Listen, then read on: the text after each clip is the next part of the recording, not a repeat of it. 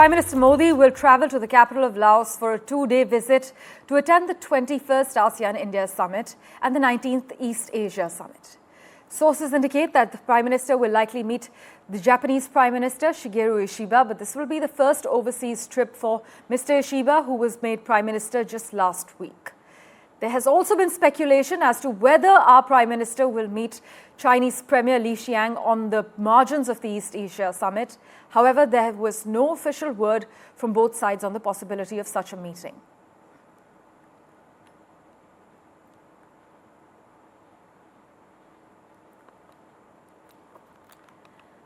A packed diplomatic schedule for New Delhi as the Prime Minister touches down in Laos for 2 days. In fact, we are hearing of key bilateral meetings to happen on the sidelines. He will be in the capital for a two-day visit to attend the 21st ASEAN-India Summit and the 19th East Asia Summit. In fact, our sources have indicated that there may be a meeting between Prime Minister Modi and the new Japanese Prime Minister, who has just assumed office last week.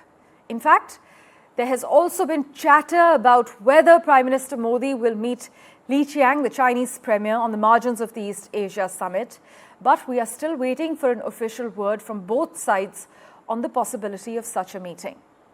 In fact, given the backdrop of India marking a decade of the Act East policy this year, many say that Prime Minister Modi's touchdown in Laos is very crucial. We are going to keep a close eye on the agenda and all that unfolds in this Southeast Asian nation.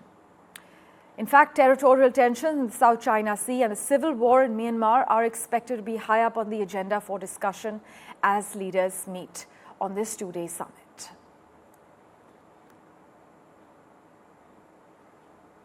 Many also argue that the Southeast Asia region actually remains at the geopolitical and economic heart of the competition between America and China.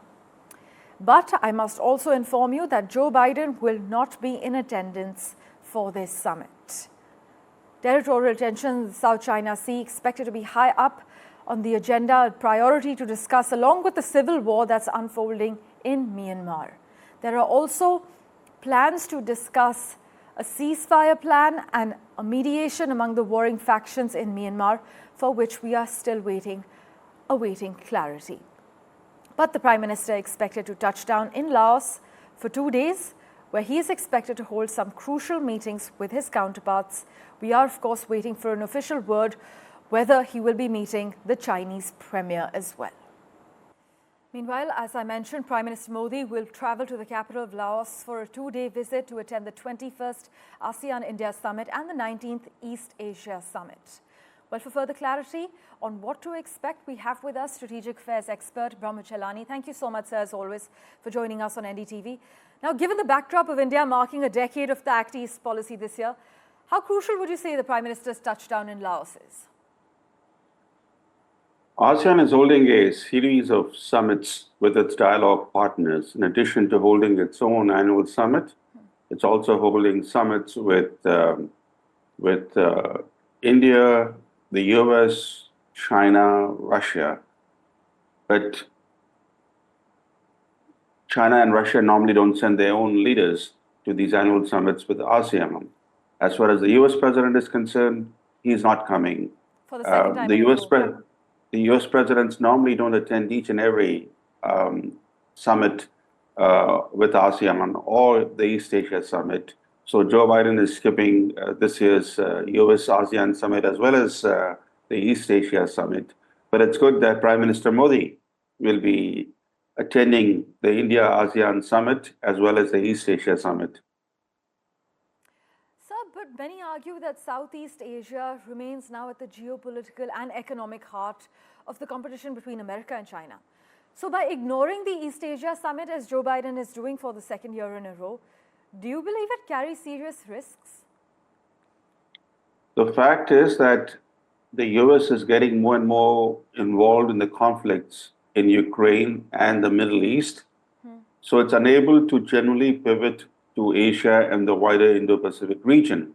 3 successive American presidents have committed to shifting America's primary focus to the Indo-Pacific region because the new world order will be determined not in Europe or the Middle East, but in the Indo-Pacific, which has become the world's economic and geopolitical hub.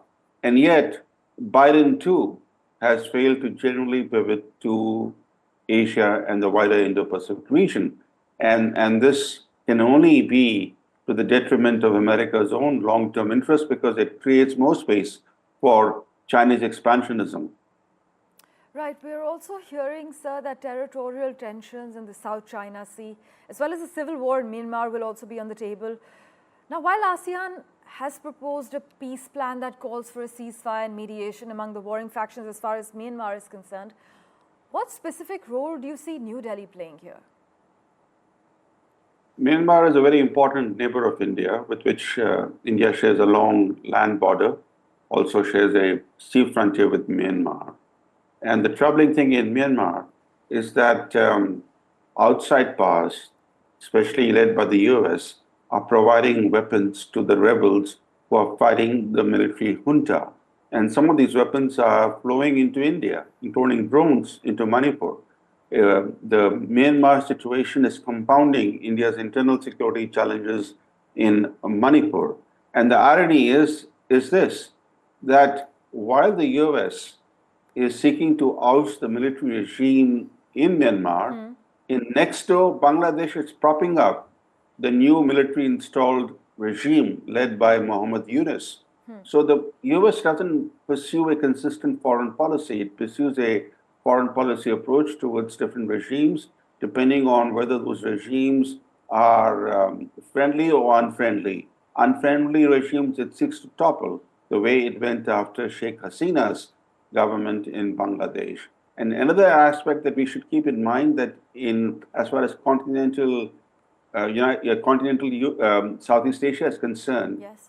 this region has traditionally had autocratic regimes. If you look at Vietnam, Laos, Cambodia, these are not democracies. Even Thailand, until last year, was ruled by an army chief who had staged a coup in 2014. For 9 years, he ruled Thailand as a virtual dictator.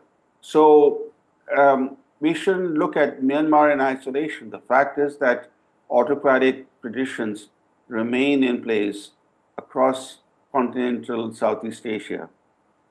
Well, sir, it's always a pleasure to